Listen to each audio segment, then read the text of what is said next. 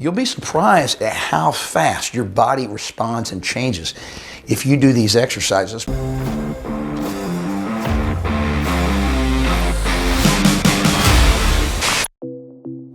Hey guys, Mark McKill here with Live Anabolic, and today I'm going to talk to you about the 3 best and worst exercises you can do if you have a bad back.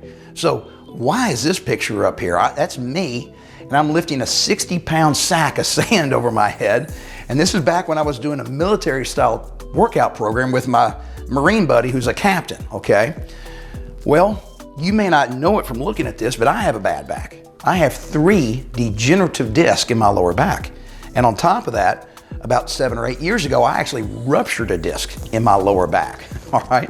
So there's some exercises you can do that are good for your back, and there's some exercises that are really bad for your back. But I've gotten myself to a point where I'm strong enough overall, and I use good enough form, and I'm smart when I'm doing it. I can do just about anything now, and it doesn't bother my back. But this is for you guys that aren't there yet. So I'm gonna give you 3 tips to avoid and 3 tips that you need to do to improve your back. But before we get there, I want you to know that we have some fantastic workout programs. So this is just a few exercises you should either do or avoid for your back. But what you really need to get back into shape, lose that weight, build a strong muscular physique, you need a plan. And we have tons of fantastic plans on our website. So click the link below this video and it will allow you to look at a bunch of our 90-day programs, all right? So Gary Walker's developed several that are fantastic. I got a couple that I'm really proud of. Just click on them. It'll describe what the programs are, how they work, who they're targeted at. Give them a try, because I promise, guys, you can't just do a few exercises. You need a complete multi-phase plan to get in shape. All right, guys, so let's start off with the 3 best exercises. If you got a bad back, all right, that I want you to do, this will help strengthen your back without putting a lot of stress on it or making it worse. Now, the first one, real simple, guys. It's a plank. Now, there's a couple different ways to do it, all right? So the tougher way is to get in a traditional push-up position, all right? So I want you to have a nice straight back, all right? And this is just a static plank. You're just holding it, all right? And it's a timing thing. You can count to a certain number, how many seconds you want to hold it, all right? So we're not doing reps. Now, the reason this is so good for you if you have a bad back is it forces you to engage all these muscles in your core. So having a strong core is what's going to help support your back and help you recover from an injury much, much faster, okay? So that's one way to do it. Now, if that's too tough for you, all right, let's do some elbow planks, all right? It's another static plank, all right? You know, you don't want your butt way up in there, and you definitely don't want it sagging down like this. That'll put a lot of stress, okay, on your discs. So try to keep it nice and straight, and you just hang out here, and you can count to a number, all right? So I want you to get close to failure, all right? And then as you get stronger, okay, and this gets easier and easier, and it will, you'll be surprised at how fast your body responds and changes if you do these exercises, especially if you do them every day or every other day. You'll get strong real quick. You're gonna wanna make these planks harder, all right? So this is a simple way to do it, and I like it because it's more interesting, all right? So we get in a hand plank position, and these are called shoulder tap planks. So we just kind of slowly rock from side to side, and we tap our shoulder and then back down. And that's another way to make a plank a little tougher. And also it's going to engage more muscles in your core, because you're putting yourself in an off balance position. So you're having to use your oblique muscles more than if you're just doing a straight up and down static plank. All right, so exercise number 2 in the best category is something called a bear row. All right, so some of you guys are probably familiar with a renegade row. I'm going to show you how to do those first. Then I'm going to show you how to do a bear row. They're very, very similar. And either one of these would be a great exercise for you guys that have a bad back and you're trying to strengthen your core and build your back at the same time. So a renegade row is where we get into basically a push-up or a plank position all right? And I have to rock from side to side, and I just row the dumbbells, and I'm pulling them back to my waist, guys. You don't pull the dumbbell up here. You want to roll back towards your waist. All right, so it's a renegade row, and that may be a little tough for some guys. And if you listen to your body and it's telling you that it's bothering your back, I want you to try this instead. This is called a bear row. Very, very similar. We just start differently. So instead of locked out knees and straight, we're gonna get into this position, okay? Almost like a bear, right? And once again, we gotta rock from side to side.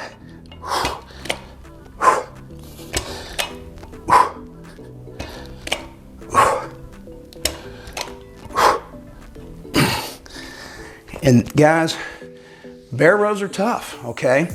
They're gonna get you out of breath, but if you're doing them correctly, they should really make you stronger, your core, your back muscles, and it shouldn't hurt your back or put any stress on those discs. All right, guys, so exercise number 3, for you guys with bad backs, you really need to try this. I love the way this feels, okay? So these are called banded rows, all right? So instead of dumbbells, we're using bands. I like to put the anchor down relatively low in the door, and you can do these 2 different ways. We can do them seated or standing. So let me give you just a quick example, okay? So for standing, remember, you wanna have some pre-tension, all right? So you have to step away from the anchor far enough that we already have some stretch in the bands. And I'm gonna kind of bend my knees, and remember, I gotta keep my back straight. I don't wanna have it rounded and hunched over, all right? And then I'm just gonna row the handles. I'm gonna basically try to bring my elbows back behind my back, okay? As far back as I can get them. And when I'm doing this, I'm strengthening not just the muscles in my upper back, but my lower back and my core is forced to be engaged, all right? Because the weight, the band is trying to pull me forward, but my core and my lower back have to engage to keep me from leaning forward, all right? So this movement here is working my muscles in my upper back, but also the lower back. So try it this way too, guys. You can do seated, all right? Same thing. We just pull our elbows straight back, all right? So if you have a really bad back, if you get some disc problems, you might want to try this first because this puts less stress on your lower back. And then once things start getting stronger and you feel better, then you can go to a standing row, okay? Nice wide base, bend my knees, and I'm keeping my back nice and straight, all right? So banded rows are fantastic if you have a bad back. Okay, guys, on to the worst 3 exercises if you have a bad back. And this might surprise you. The exercise number 1 that I really want you to avoid is a good old-fashioned traditional sit-up, all right? So you might think, man, that's making my abs, my core stronger. Well, the problem is it's really easy to mess up a traditional sit-up, all right? There's lots of other different ab exercises you should be doing instead of this, but this is the one that's really potentially a killer if you have a bad back. So you stick your toes or something under the bed, you lock your fingers behind your neck, you pull your head forward, you lurch up and back, lurch. So this is how I grew up in elementary school doing sit-ups. And that was the way everybody said you should do them for decades. And then finally, people got around to realizing you're putting a lot of stress on your neck and your spine when you're doing that.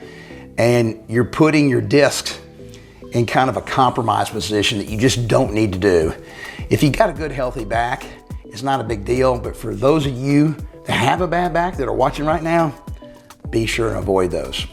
All right, one of the worst exercises you can do if you have a bad back is something called a back squat. Now, I'm pretending this is a barbell, all right? Most of you guys who work out at home probably don't have barbells. You might have dumbbells, but not barbells. So if you're going to the gym, avoid a barbell back squat where you put the weight on your shoulders like this.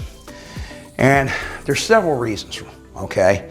First of all, it's really easy to go too heavy when you're doing a back squat because you're using a lot of big muscles. This is a compound movement, so you can put a lot of weight on here, okay? And you can start your squat, all right? But guys, all the weight that's up here on your shoulders, the only way it gets to your legs and the ground is it has to go through your spine. So all that weight can get concentrated, and if you're not using correct form, all right, if your back isn't straight, if it's a little rounded or too arched, you can really put way too much stress on your vertebrae and the disc, and that's gonna really screw things up. So no back squats, all right? Now, let's say you're using a really light weight and you're doing a back squat. Well, you can still screw things up. Most of the time, I tell my guys, you don't need to go any further than this, all right? Where your lower leg and your upper leg create a 90-degree angle, all right? So that's about 90 degrees. And that's as far as you really need to go to do full range of motion. Now, a lot of you might have heard ass to the grass, and that's great for you younger guys. And you know, they go way down, okay? Way down, all right? You just don't need to go that far, all right? So you might be using the correct amount of weight, but you might be using bad form. And then of course, some guys, you might not go too far. You might not be using too weight, but you might be bending over a little bit like this, okay? Once again, way too much stress on your back. So if you have a bad back, just avoid doing those barbell back squats. It's just not something you need to do. All right, on to number 3 in the worst category, all right? That is doing anything heavy over your head, all right? So that can cause a problem, not just with your lower back, but also with your shoulders. A lot of you guys, if you have a bad back, a lot of y'all also have bad shoulders, okay? So I don't care whether you're standing or seated, using a barbell or heavy dumbbells up over your head. Remember, all this weight up here gets transferred through your back as it goes down to the ground. So you really gotta avoid heavy weights, all right? Now, even if you're doing lightweight, you might arch your back too much, all right? And then that'll put you in this kind of weird position where your spine is bent over backwards, okay? And then all that weight gets transferred down and it can squeeze the disc in between the vertebrae. It's really hard to keep a very neutral, straight back when you're going up over your head. You tend to want to stick your pelvis forward and look up, and man, that's really gonna screw things up. So here's some dumbbells are. Same thing happens with dumbbells, okay, at home. So if you get really heavy weight and you try do it overhead, man, all that weight is going down through my back, my spine, all right? And even though my back doesn't hurt or I don't have a bad back, I can still feel it, all right? So if I'm gonna be doing an overhead press, I much prefer to go with a really light weight and do ultra strict form, okay? So you'll even see professional bodybuilders, these big giant guys, they're just humongous. You will actually see them doing relatively lightweight. Now it would be heavy for you and me, but relative to their body size and strength, they could do way more. But what they do is they use a lighter weight and they really use, I mean, perfect form, and they go really slow, and they use that mind-muscle connection because they want to feel the muscle engaged. It's not about lifting the weight, it's about engaging the muscle. So guys, avoid any kind of heavy overhead lift. It's just gonna end in tragedy, and it's not actually gonna build muscle, okay, like you think. And then finally, guys, hopefully you got a little something out of these 3 best and 3 worst exercises for you guys with bad backs. And my guess is probably 90% of the people watching right now have a bad back. That's just what happens as we get older. But also, guys, click the link below, okay, the video. It's gonna take you to our website where we have several different 90-day programs. These are multi-phase programs that I've developed, Gary Walker has developed. and they're really fun and interesting, and they step you through how to lose weight and build muscle and do it safely, all right? Fantastic programs.